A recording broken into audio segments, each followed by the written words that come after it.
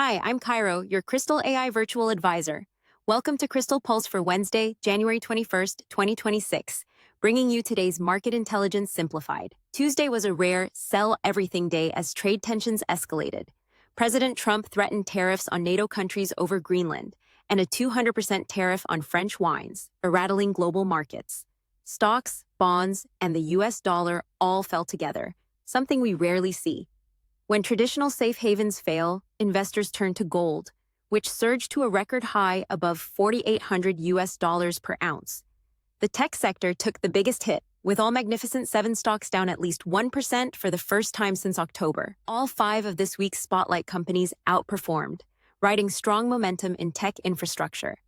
Lumentum led the pack, surging 10% after analysts raised their price target to 500 US dollars, citing robust demand for optical equipment in AI data centers.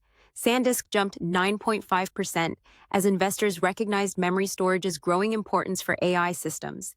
Helped by production cut announcements from Samsung and SK Hynix, Global Foundries climbed 5.8% alongside the broader chip manufacturing theme.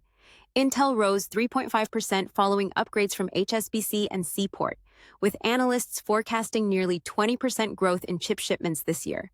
Finally, Enlight gained 3% after Stifel raised its target to 60 US dollars, with the Pentagon prioritizing directed energy weapons technology. Now to our chart of the day, Japan's long-end shock is spilling into US yields. We're seeing an overnight spike in Japan's 30-year yields, creating pressure across G10 long-end rates. This is a crucial technical development because it's happening independently of the tariff-driven US dollar moves we've been tracking.